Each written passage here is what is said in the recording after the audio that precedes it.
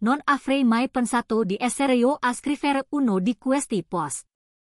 Voglio dire, questo genere di cose succede ad altre persone, giusto? Si legge di queste cose. Si scuote la testa e magari si prova anche un po' di dispiacere per il povero bastardo c'è stato fregato. Ma non immaginate mai nei vostri sogni più sfrenati che possa accadere a voi. Eppure, eccomi qui, a riversare il mio cuore has conosciuti su internet perché non so a chi altro rivolgermi.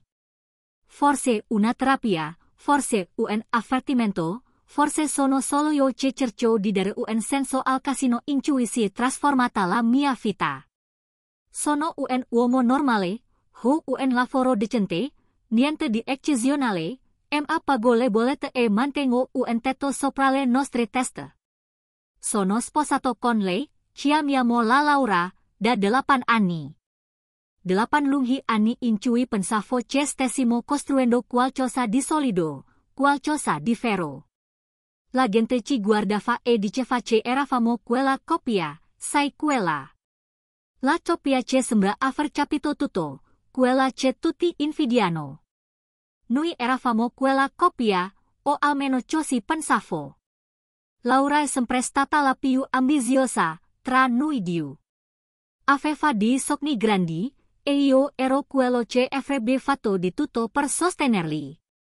Volevo che avesse successo, che fosse felice e pensavo che fosse sufficiente. Ha iniziato la sua carriera in un'azienda di marketing e per I primi anni le cose andavano bene. Tornava a casa raccontando la sua giornata, I progetti a cui stava lavorando. E io l'ascoltavo, orgoglioso dei passi avanti che stava facendo. Ma poi le cose hanno cominciato a cambiare. Tutto iniziò quando lo studio assunse un nuovo manager. Laura non lo sopportava fin dall'inizio. Tornava a casa, sbatteva la borsa sul bancone della cucina.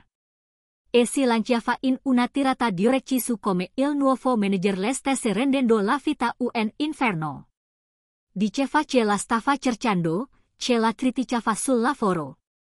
Che la sminuiva di fronte al suo team, che si comportava da stronzo in generale. All'inizio pensai che forse stava esagerando. Lo stress del posto di lavoro può fare questo effetto a una persona.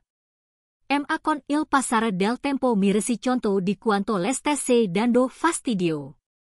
Ma non era solo il manager. Secondo Laura, l'intero team le si rivoltato contro. Si sentiva isolata, presa di mira.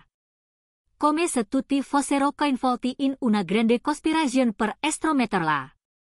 Ricordo le notti in cui piangeva ho letto. Dicendomi quanto odiasse andare al lavoro ogni giorno. Come se si sentisse a negare. E io le credevo. Era mia moglie, la donna che amavo. E mi fidavo completamente di lei. Perché non avrei dovuto? Avevamo costruito una vita insieme.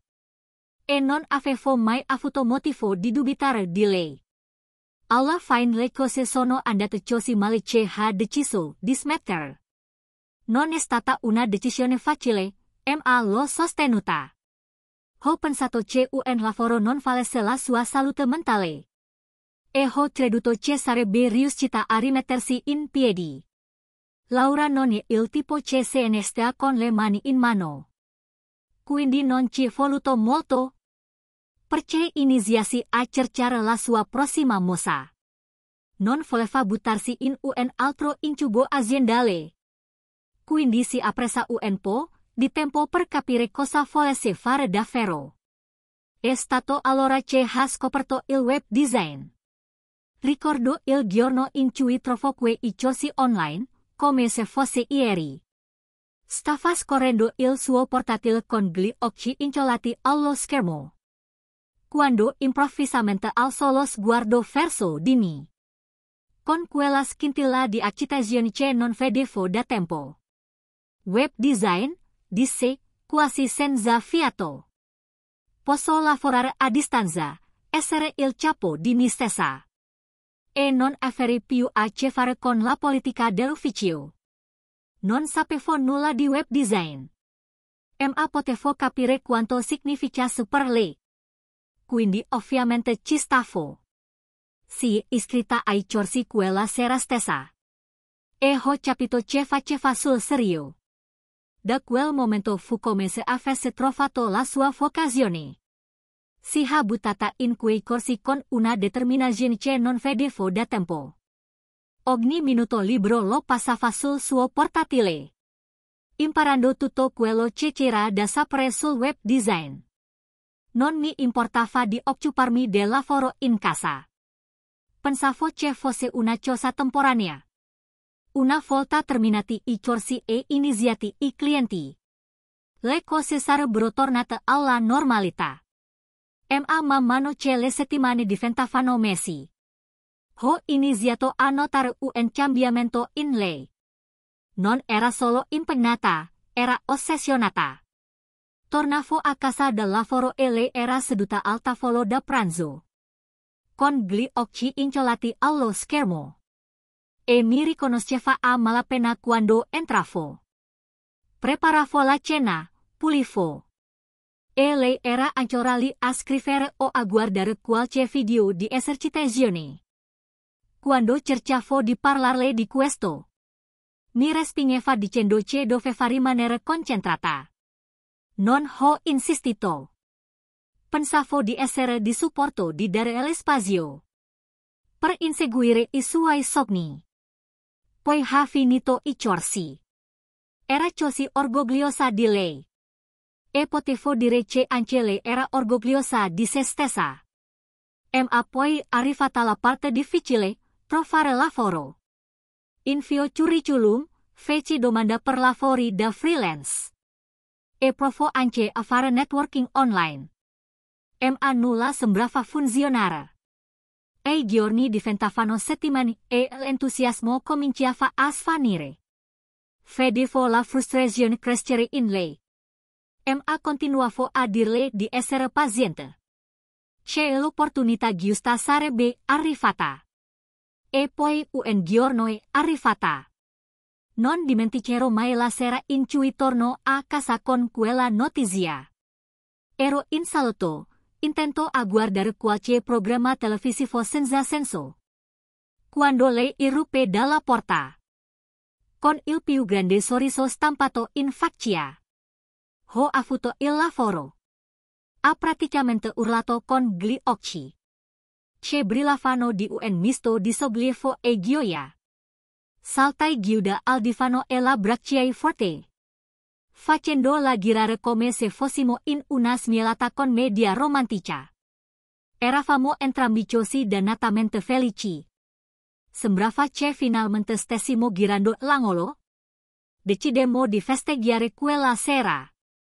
La portai al nostro ristorante preferito. Ordinammo una bottiglia di vino. E ridemmo e parlammo come non facevamo da mesi. Era come se fossimo tornati a essere quella coppia che tutti invidiavano.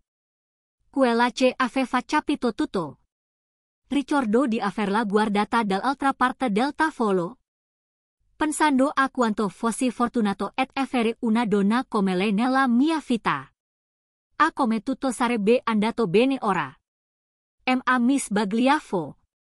Allora non me ne accorsi, ma quel lavoro, che sembrava una benedizione fu l'inizio della fine. Ripensandoci avrei dovuto vedere i segnali. Ma quando ci sei dentro, sei certo. Fai credere che tutto vada bene che la donna che hai sposato, quella con cui hai costruito una vita, sia ancora la stessa persona. Ma le persone cambiano e a volte si trasformano in qualcuno che non riconoscete nemmeno. Ripensandoci mi rendo conto di non aver mai capito ben cosa facesse Laura per lavoro. Voglio dire, il web design, per me quella roba poteva anche essere scienza missilistica. Non sono esattamente un esperto di tecnologia. Riesco a malapena a capire come resettare il wifi quando si spegne. Così, quando Laura ha iniziato a parlare di UX, ui eleot reativi? Ho annuito fingendo di sapere cosa stesse dicendo. Ma la verità che non ne avevo la minima idea. Olu poca non pensavo che fosse importante. Pensavo che finché era felice e guadagnava soldi. Perché avrei dovuto preoccuparmi dei dettagli.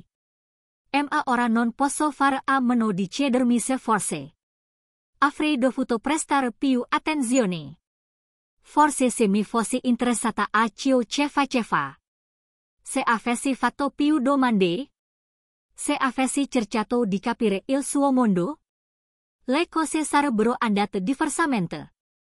O forse mi sto solo arrampicando sugli specchi.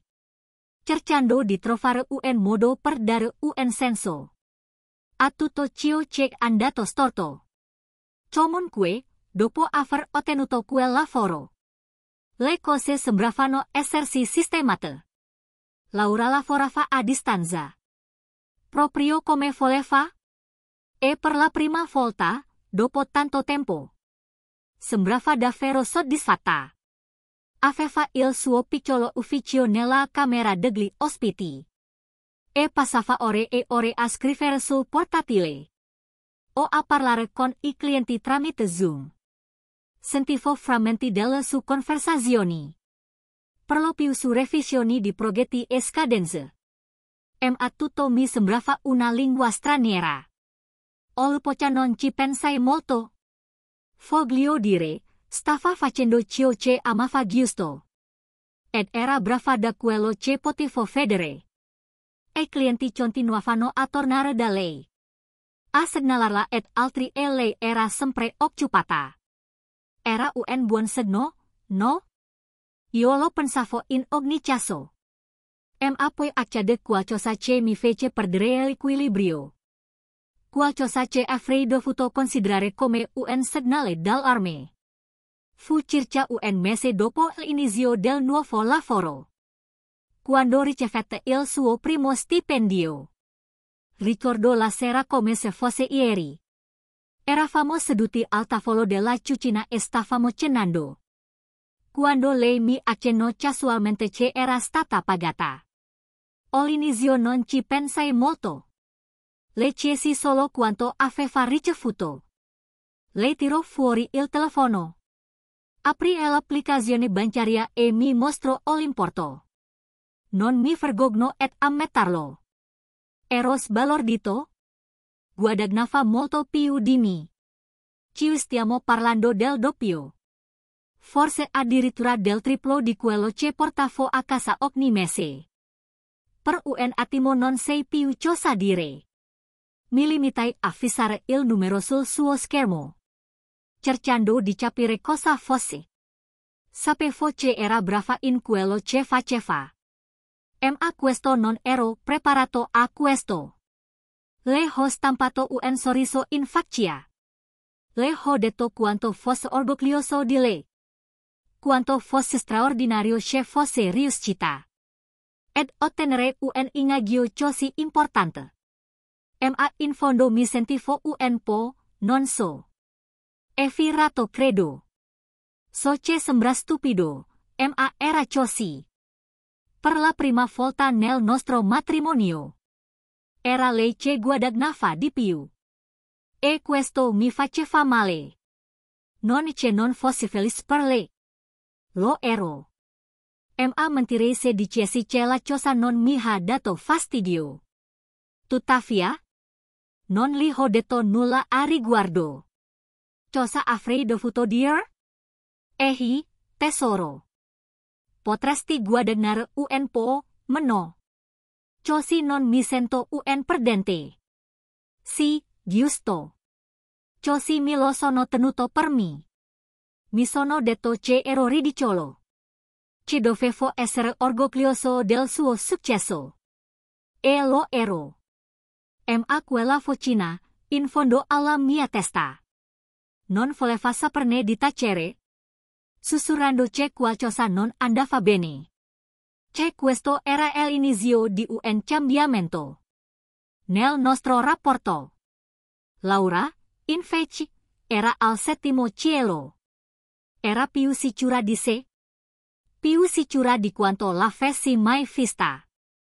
Parlava del suo lavoro con una passione ritrovata, raccontandomi dei suoi progetti e dei clienti con cui lavorava. Cercai di stare dietro, ma, come ho detto, non capi nulla. Mi limitai a sorridere ed annuire. A dirle quanto fosse orgogliosa e a lasciar perdere. Ma più ci penso ora, più mi rendo conto che forse avrei dovuto prestare maggiore attenzione. Perché quella busta paga non era solo denaro. Era un punto di svolta. Un segno che le cose stavano cambiando. E non necessariamente in meglio. Solo che Olipocha non lo vedevo. Era troppo impegnato a convincermi che tutto andava bene. Che eravamo solo una coppia di lavoratori. Che se la passavano bene. Ma la verità era che qualcosa si era spostato tra noi.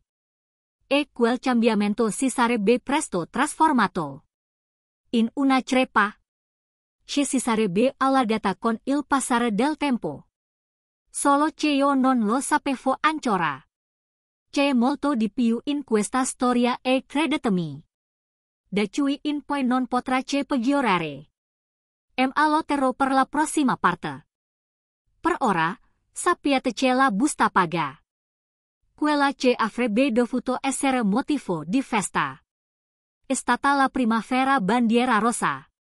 E io ero troppo cieco per vederlo. Era un giove di sera? Niente di eccezionale. Ero appena tornato a casa dal lavoro, cercando ancora di scrollarmi di dosso la stanchezza della giornata, quando ricevetti un messaggio da una vecchia conoscenza. Chiamiamolo Steve. Non eravamo molto amici. Solo il tipo di persona che vedi alle feste o che incontri al negozio e con cui scambi qualche parola. Così, quando mi mandò un messaggio all'improvviso, chiedendomi se volevo andare a bere qualcosa, rimasi un po' sorpresa. Ma onestamente avevo bisogno di una serata fuori. Quindi ho accettato. Ci siamo incontrati in una piccola bettola alla periferia della città, il tipo di posto che serve birra a buon mercato e suona vecchie canzoni rock al jukebox. Non era il mio ambiente abituale. Ma aveva un certo fascino. Quando entrai, Steve era gialli. Avere un drink e a guardare la porta. Mi fece cenno di avvicinarmi con un sorriso. E non potrei fare a meno di notare che sembrava più animato del solito. Ehi, amico? E da tanto che non ci vediamo, mi disse, dandomi una paccia sulla spalla mentre mi sedevo. Ci scambiamo i soliti convenevoli, aggiornandoci sulle cose fondamentali. Il lavoro, la vita, il tempo, tutte le cose di superficie. Dopo un paio di birre, però, il tono di Steve cambiò. Si avvicinò un po' di più, con un'espressione più seria. Allora, come va la vita matrimoniale? Scesi con gli occhi che si restringevano leggermente. Scrollai le spalle, cercando di non dare nell'occhio. E bello, sai. Sempre le stesse cose. Anche Laura sta bene. Steve anni? Ma c'era qualcosa nei suoi occhi che mi metteva a disagio. Sì. Cosa stai facendo in questi giorni?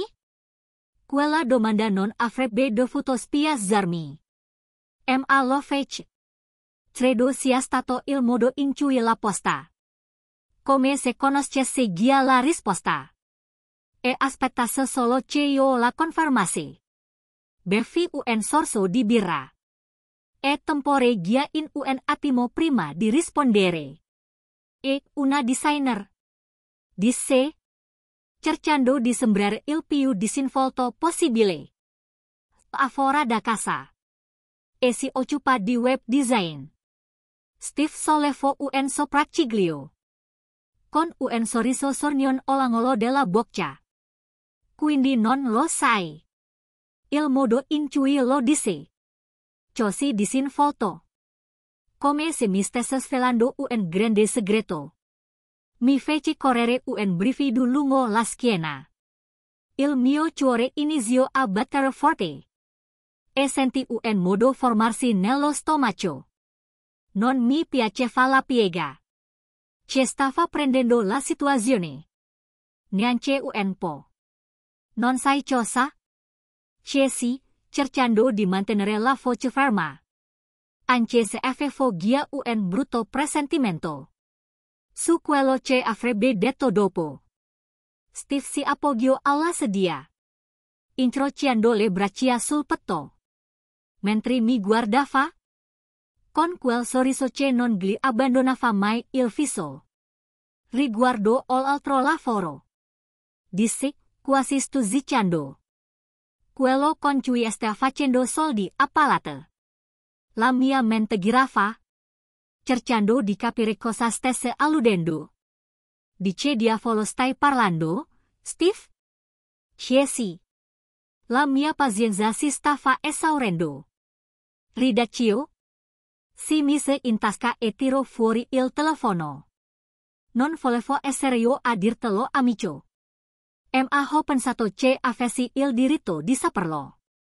Toccò lo schermo un paio di volte. Prima di passarmi il telefono. Guarda qui, presi il telefono. Le mani mi tremavano leggermente. Mentre guardavo lo schermo. Quello che vidi mi fece gelare il sangue. Lì, proprio di fronte a me, c'era un profilo su un sito web per adulti. Sapete quello che inizia con only. E la foto del profilo? Era inequivocabilmente Laura. Il respiro mi si bloccò in gola. E senti il cuore martellare nelle orecchie. Scorsi la pagina. Le mie mani si muovevano con il pilota automatico. Mentre cercavo di elaborare ciò che stavo vedendo. C'erano foto, video, commenti. Migliaia di commenti. Tutti che lodavano. Tutti che pagavano per i suoi contenuti. La consapevolezza mi colpì come un treno merci. Laura non progettava solo siti web.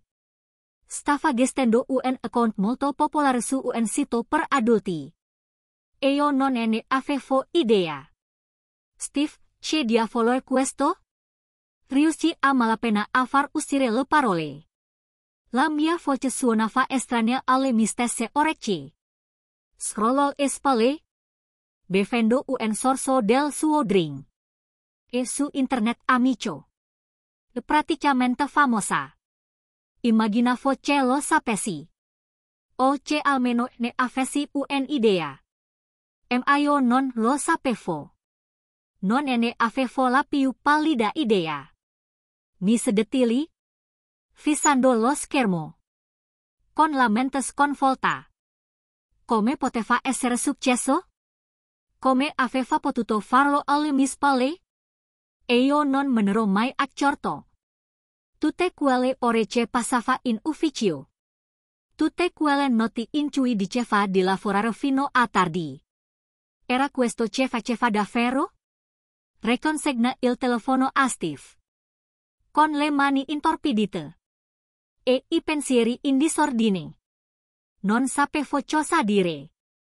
Cosa pensare? Sapevo solo che la donna che pensavo di conoscere. La donna che avevo sposato. Era una persona completamente diversa. Stavo appena iniziando a scoprire la verità. Mi dispiace essere il portatore di cattive notizie, amico. Disse Steve. Con voce sorprendentemente gentile.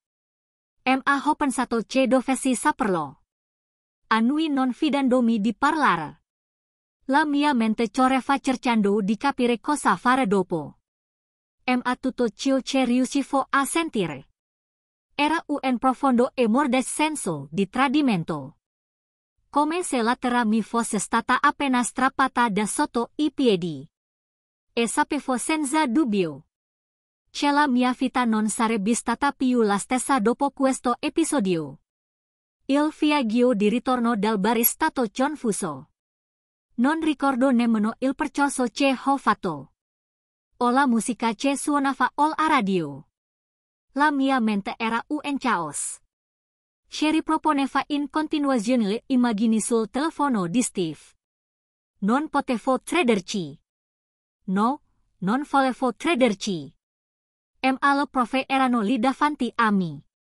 Laura, mia moglie, aveva una doppia vita. E io ero completamente all'oscuro di tutto. Quando finalmente entrai nel vialetto, rimasi in macchina per qualche minuto, cercando di raccogliere i miei pensieri, di calmare la tempesta di emozioni che si agitava dentro di me. Rabbia, tradimento, confusione, tutti lottavano per il predominio. Ma una cosa era chiara. Non potevo entrare lì dentro. E far finta che tutto andasse bene. Sbattere la portiera dell'auto. Ed entra in casa. Laura era in salotto, seduta sul divano con il portatile aperto. Probabilmente a lavorare a un altro progetto. Alzò lo sguardo e sorrise quando mi vede. Ma il sorriso svanì rapidamente. Quando vede l'espressione del mio viso. Cosa che non fa? Chiese lei. Con la voce carica di preoccupazione. Non risposi subito. Rimasi lì a fissarla, cercando di vederla come prima. Ma non ci riuscivo. Vedevo solo il tradimento. Le bugie. Alla fin trova la voce. Anche se mi uscì più dura di quanto volessi. Fue dirmi cosa diavolo hai fatto alle mie spalle? Praticamente sputai le parole. Gli occhi di Laura si allargarono per lo so. E chiuse rapidamente il portatile, mettendolo da parte. Di che cosa stai parlando? Chiesi, con la voce che le tremava leggermente. Non ce la facevo più. Non fare la finta tonta con me e Laura. So del account? So del sito per adulti? Con tutte le foto? Dei video, di tutto? Il suo volto impallidì. E per un attimo pensai che potesse svenire. Aprì la bocca per dire qualcosa. Ma non uscì nessuna parola. Invece si limitò a fissarmi. Con gli occhi spalancati dalla paura. E dalla vergogna.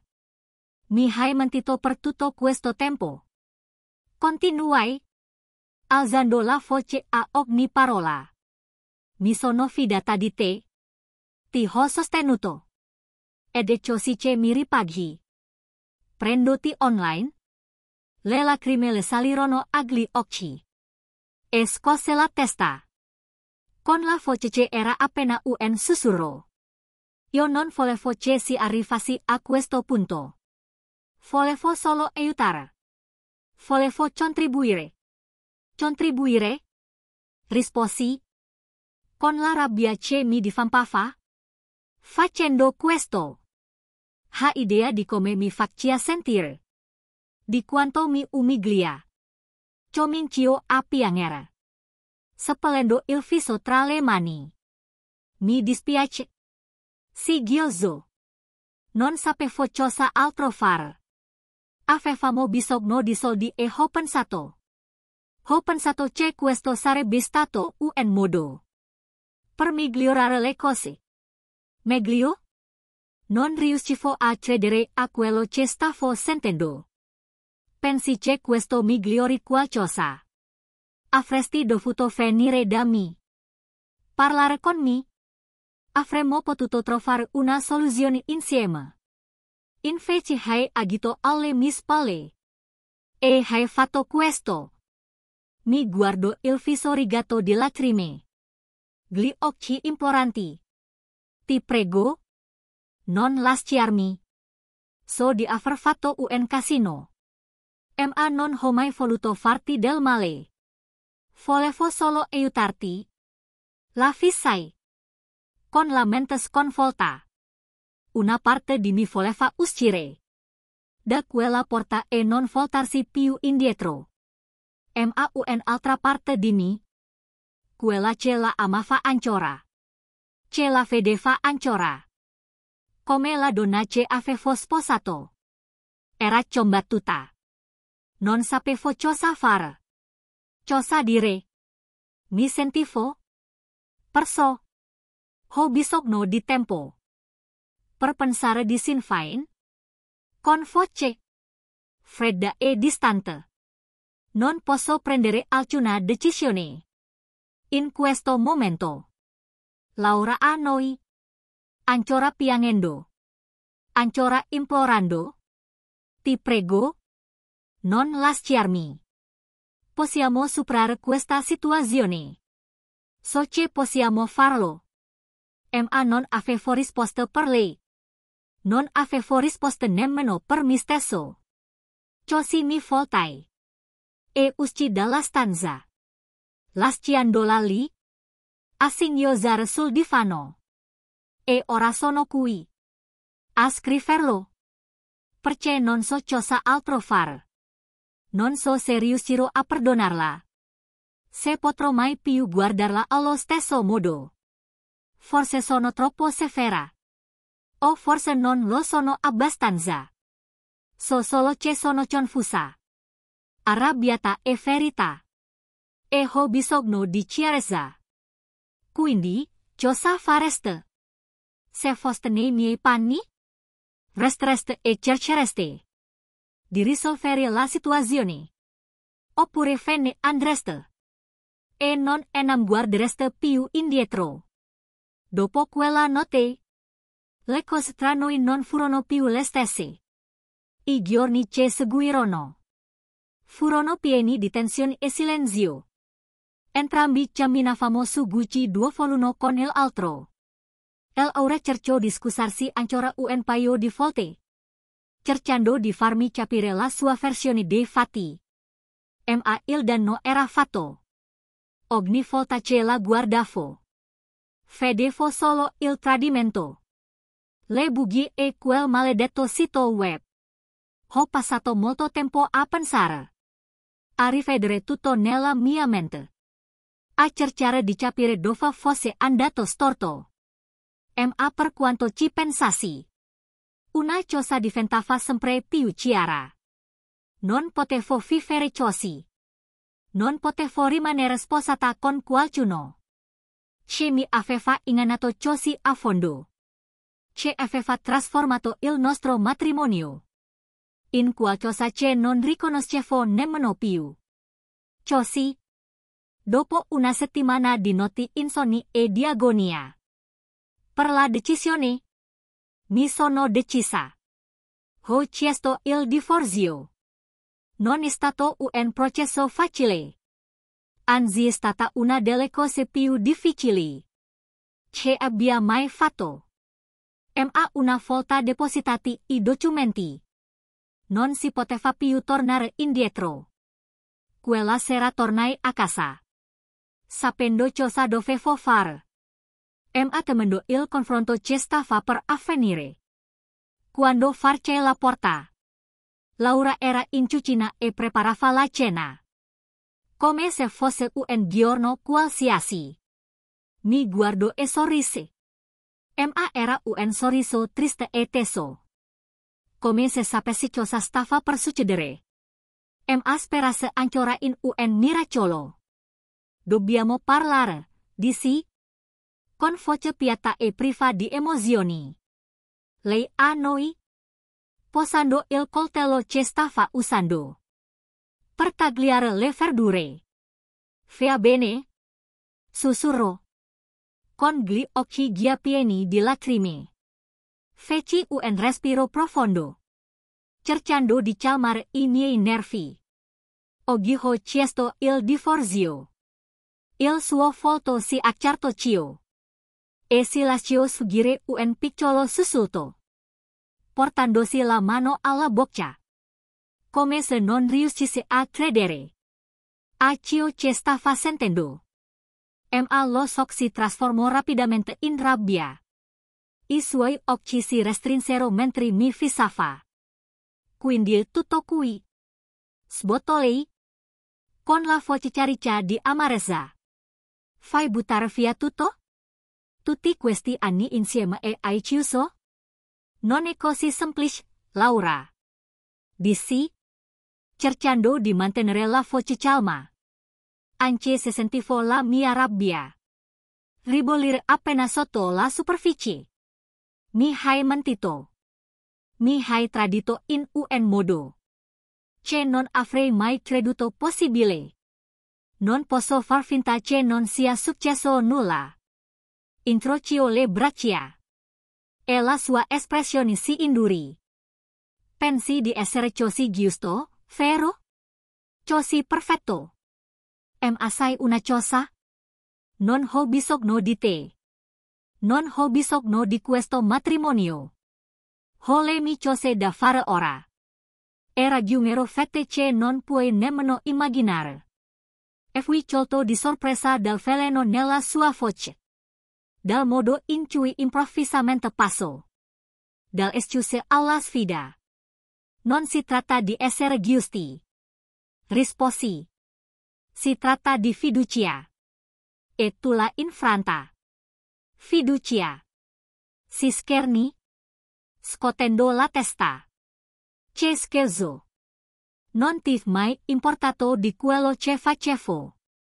Non mi hai mai chiesto. E ora fai la vittima. Senti la pressione sanguigna salire.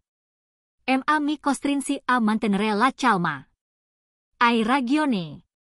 Avrei dovuto prestare più attenzione. Ma questo non cambia quello che hai fatto. Hai fatto una scelta e ora devi convivere con le conseguenze. Mi guardò per un lungo momento. Poi, improvvisamente, prese la borsa dal bancone. E se la mise in spalla. Bene. Disse freddamente. Fai che me ne vada? Me ne vado. Ma non pensare nemmeno per un secondo che io me ne vada e basta. Avrò successo. Più successo di quanto ne avrai mai tu. E ti pentirai di avermi buttato fuori.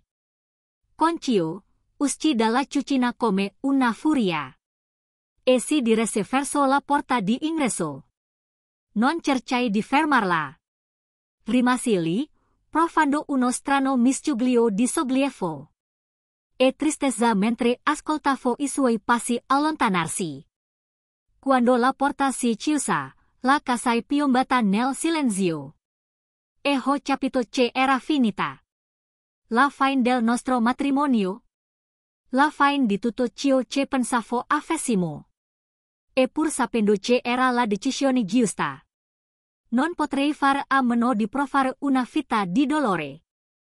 Per ciò che avevamo perso. Per la vita che avevamo costruito insieme. Che ora era in rovina. Ho sempre pensato che quando un matrimonio finisce, non è mai colpa di una sola persona.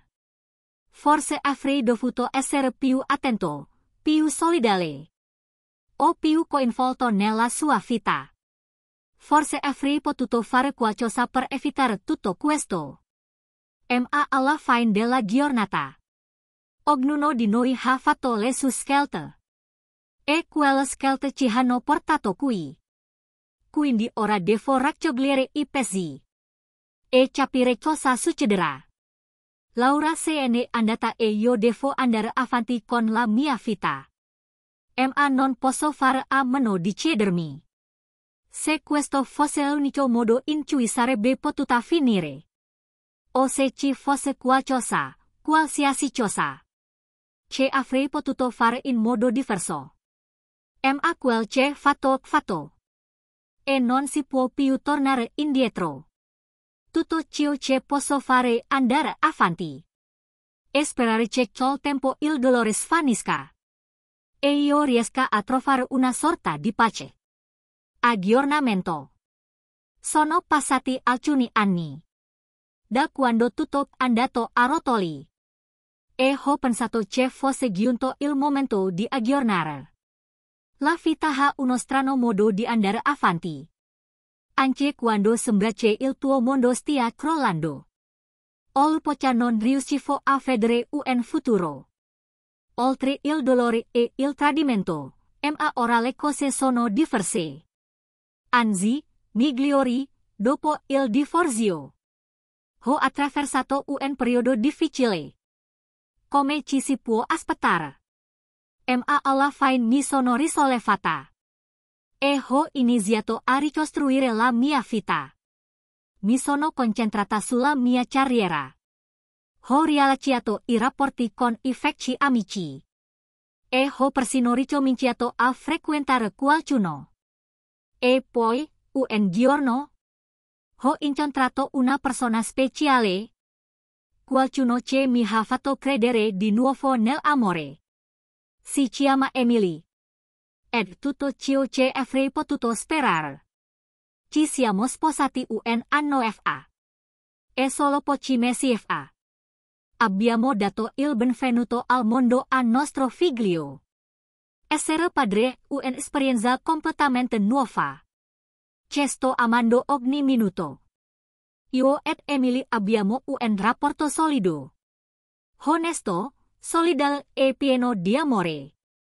Non avrei mai pensato di trovare di nuovo una felicità come questa. Mai come qui, a viverla. Per quanto riguarda Laura, ho sentito parlare un po' di tutto quello che ha fatto. A quanto pare, se la cava piuttosto bene nel tempo che ha scelto. Ora recita in film per adulti. E, da quanto mi è stato detto, ha ottenuto un discreto successo. Non è la strada che avrei scelto per lei. Ma d'altra parte tutti facciamo le nostre scelte. C'è stato un periodo in cui ho pensato di vendicarmi di lei. Di inviare i suoi profili a tutti i nostri vecchi amici. E alla sua famiglia. Solo per vedere le conseguenze. Mentire se desi che il pensiero. Non mi è passato per la testa più di una volta. Ma alla fine ho deciso di non farlo? Che senso avrebbe avuto? Sono andata avanti e sono felice di dove sono ora. La vendetta potrebbe essere piacevole sul momento. Ma non cambierebbe il passato. E, di certo, non mi renderebbe più felice. Ma sono curioso. Se foste nei miei panni, fareste questo passo. Vi vendichereste o lascereste perdere e andreste avanti. Mi piacerebbe sentire i vostri pensieri in merito. Comunque, questo è probabilmente l'ultimo aggiornamento che condividerò su questa storia. E ora di chiudere definitivamente questo capitolo. Grazie a tutti coloro che mi hanno seguito. Offerto consigli e condiviso le loro esperienze. Il vostro sostegno è stato più importante di quanto possiate immaginare. Abbiate cura di voi.